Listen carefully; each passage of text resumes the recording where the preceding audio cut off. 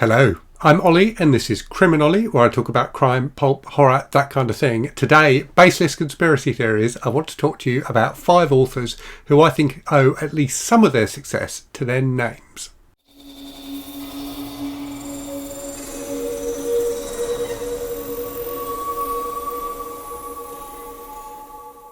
So this is a pet theory of mine that I've held for a few decades, and I'll try and win you over to my way of thinking in this video. I'm conscious that this is my most potentially risky video since I made the Why I Hate James Patterson video, so please don't report me to any publishers or authors.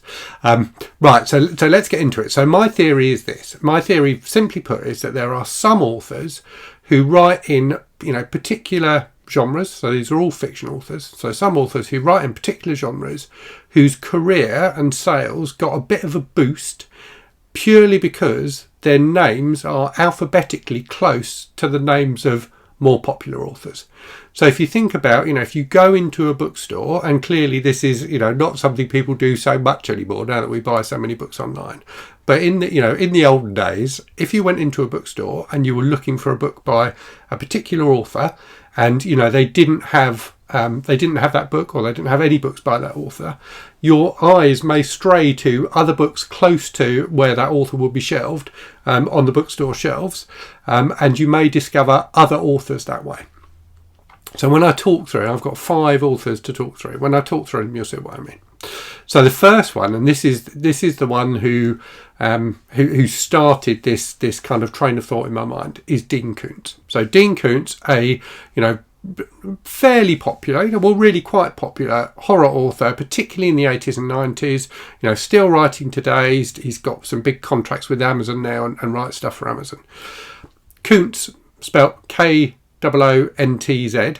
clearly very close alphabetically to King. So Stephen King, clearly the most successful horror author of the modern age, if not ever. And Koontz, very close alphabetically to King. So, if you walk into a bookshop, you're going to see, both of them will be in your field of view.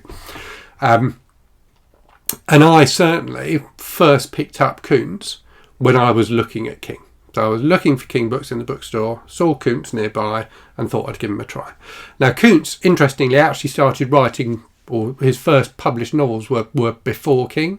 So Koontz was publishing from the late 60s onwards, published under a variety of different pseudonyms at first, and some books under his own name, but really took off as a horror writer, because he was writing in other genres as well, so kind of sci-fi. There's a suggestion that he may have written erotica early on in his career as well. But yeah, in the late 70s and into the 80s, started focusing on horror and really took off as a horror writer, perhaps coincidentally at the same or just after. So his kind of sales arc, if you like, follows on from King's, but maybe a couple of years later. Following on from the success of Stephen King, Dean Koontz started becoming a very popular horror author. Next one is another Koontz, but this time spelt C-O-O-N-T-S. So Stephen Koontz is a writer of kind of techno thrillers, so kind of military thrillers with a big emphasis on kind of the technology. So his first novel came out, I think, in 86. Was a novel called Flight of the Intruder, which is about a pilot like stealing this plane or something like that. And wrote books about a character. So most of his books are about a character called Jake Grafton, who's like a military guy who gradually rises up the ranks of the US government through the course of the books. So Jake Grafton, very similar as a character to the character Jack Ryan, created by the author Tom Clancy, whose name is very close alphabetically to Stephen Koontz. So I suspect that Stephen Koontz, again, got a bit of a boost from the huge success that Tom Clancy had, starting with his novel The Hunt for Red October in 84, which was a huge hit, and Clancy then went on to write a load of books about the character of Jack Ryan, in a very similar kind of subgenre to the stuff that Koontz wrote. Interestingly, their first books, so Flight of the Intruder and The Hunt for Red October, were both actually published by the Naval Institute Press, which sounds like a very dry kind of academic type of publication or publisher, but clearly they do publish fiction stuff as well.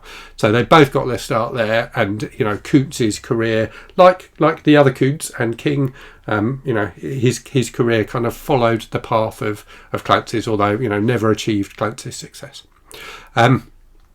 Moving on, we got another one. So John Frankham was in fact, I think he's still writing. Was a British jockey who, in the mid 80s, started writing thrillers about jockeys and about the world of horse racing. Perhaps coincidentally, perhaps not. One of the most famous British thriller writers of particularly I think he started writing in the 60s, particularly the 70s and 80s, who was also a jockey, was called Dick Francis. So again, very close alphabetically to John Frankham. Frankham and Francis, interestingly, both had been professional jockeys, so were drawing on their own experiences. But I do wonder if, when the publishers decided, and Francis, having started in kind of the 60s and 70s, was still writing in the 80s when John Frankham started publishing books, but was kind of getting towards the end of his career.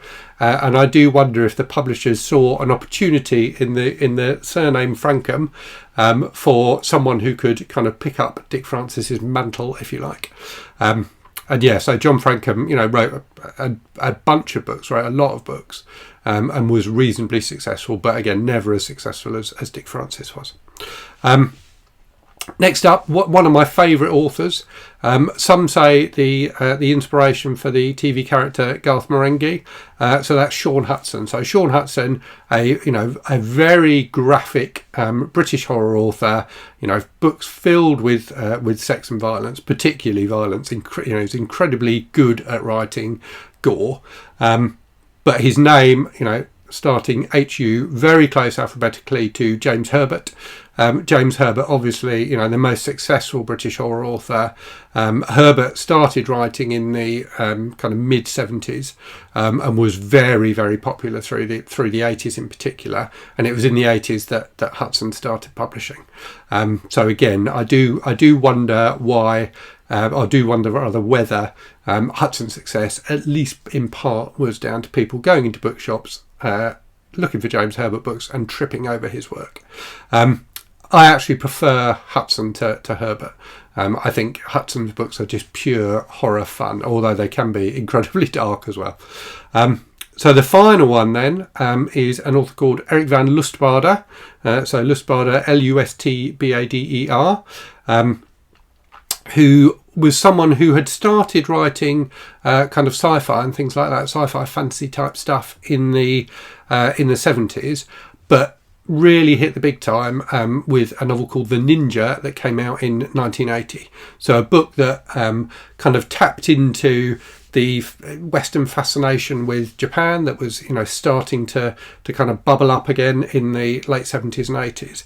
I suspect that at least part of LaSpada's success is down to the fact that his surname is very close alphabetically to Ludlum. So Robert Ludlum, a very, very popular author of, particularly in the 70s and 80s, of like big kind of espionage spy thriller type things, which were very similar in a lot of ways to LaSpada's books. So LaSpada's books have the added kind of Orientalism to give them, a bit of extra spice and interest, but certainly would have appealed to the same kind of readers who liked Robert Ludlum.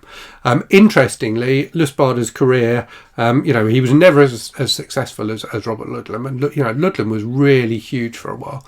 His most famous book is The Bourne Identity, which clearly has, fairly recently been turned into a very successful film franchise.